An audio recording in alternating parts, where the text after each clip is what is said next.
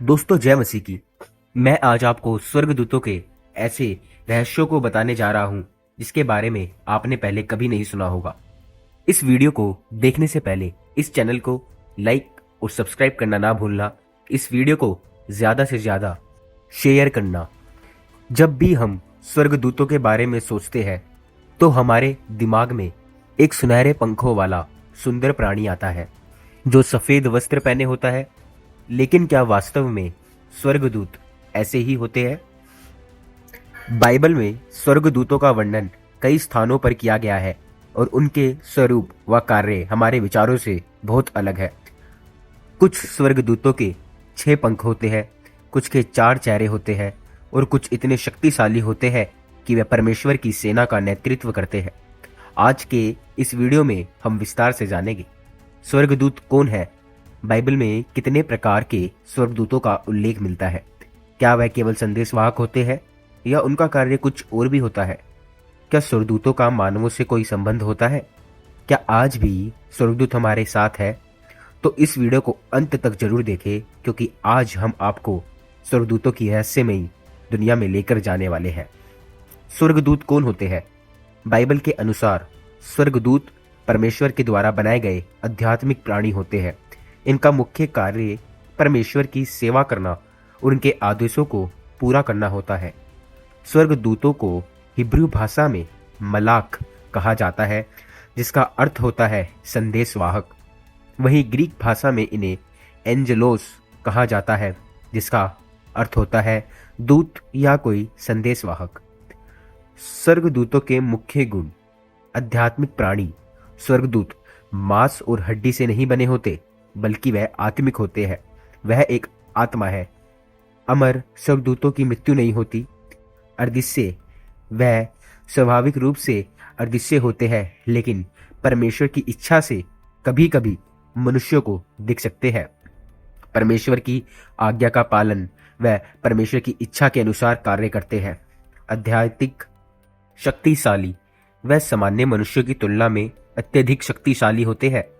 स्वर्गदूतों को बाइबल में कई महत्वपूर्ण कार्य सौंपे गए हैं। वह केवल संदेशवाहक नहीं बल्कि परमेश्वर के न्याय के उपकरण, रक्षा करने वाले और युद्ध करने वाले भी योद्धा होते हैं।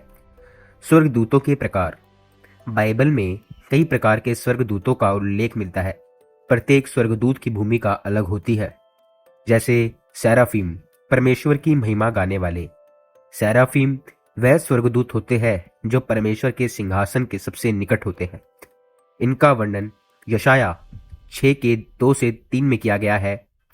यह 6 पंखों वाले होते हैं। 2 से वह अपना चेहरा ढकते हैं, 2 से अपने पैर और 2 से उड़ते हैं।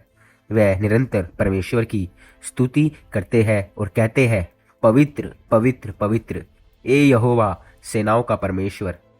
दूसरा, करूबीम, सुरक्षा और न्याय के रक्षक। करूबीम परमेश्वर की महिमा की रक्षा करने के लिए बनाए गए हैं। इनका वर्णन उत्पत्ति 3 के 24 में मिलता है जहां परमेश्वर ने उन्हें अदन की वाटिका की रक्षा करने के लिए रखा था। यह हिजकेल 1 के 5 के 11 के अनुसार करूबीम के 4 चेहरे होते हैं, मनुष्य, सिंह और बैल और गरुड़। इनकी उपस्थिति स्वर्गीय रहस्य और शक्ति को दर्शाती है। तीसरा, प्रधान स्वर्गदूत मिकाएल और गैब्रिएल। दोस्तों, इनको हम योद्धा और संदेशवाहक भी कह सकते हैं। प्रधान स्वर्गदूत सबसे उच्च श्रेणी के स्वर्गदूत होते हैं। इनमें प्रमुख रूप से 2 स्वर्गदूतों का उल्लेख मिलता है। मिकाएल वह परमेश्वर की सेना का सेनापति, जैसा कि प्रकाशित वाक्य 12 से 7 से 9 कहता है। फिर स्वर्ग में लड़ाई हुई। मिकाएल और उसके स्वर्गदूत अजगर से लड़ने को निकले और अजगर और उसके दूत उससे लड़े परंतु प्रबल ना हुए और स्वर्ग में उनके लिए फिर जगह ना रही। तब वह बड़ा अजगर अर्थात वही पुराना सांप जो इबलिस और शैतान कहलाता है और सारे संसार का भरमाने वाला है, पृथ्वी पर गिरा दिया गया और उसके दूत उसके साथ गिरा दिए गए। गैब्रिएल वह संदेशवाहक स्वर्गदूत है। सामान्य दूत, मानवों की सहायता करने वाले। यह स्वर्गदूत आम लोगों की सहायता के लिए भेजे जाते हैं। जैसा कि इब्रानियों 1 का 14 में कहा गया है कि स्वर्गदूत परमेश्वर के सेवक है जो उद्धार पाने वालों की सहायता करते हैं। वो सेवा टहल करने वाली आत्माएं हैं। दोस्तों, अब मैं आपको बताऊंगा कि स्वर्गदूतों की शक्तियां और उनके कार्य। दोस्तों, अगर आप अभी तक हमारे साथ इस वीडियो में बने हुए हैं तो इस वीडियो को लाइक, शेयर और सब्सक्राइब जरूर करिएगा। दोस्तों, इनके जो कार्य होते हैं, परमेश्वर की आराधना करना। स्वर्गदूत निरंतर परमेश्वर की स्तुति करते हैं, जैसा यशाया 6:3 कहता है। वो एक दूसरे को पुकार पुकार कर कह रहे थे कि सेनाओं का यहोवा पवित्र पवित्र पवित्र है, सारी पृथ्वी उसके तेज से भरपूर है। मनुष्यों की रक्षा करना। डैनियल 6:22 में कहता है, डैनियल को सिंहों की मांद में परमेश्वर ने स्वर्गदूत द्वारा बचाया। दोस्तों, डैनियल जब उन शेरों की मांद में था तो परमेश्वर ने अपने स्वर्गदूत वहां पर भेजे डैनियल को बचाने के लिए। न्याय और दंड देना। जैसा कि 2 राजा 19:35 कहता है, एक ही रात में एक स्वर्गदूत ने 1,85,000 असूरी सैनिकों का विनाश किया था।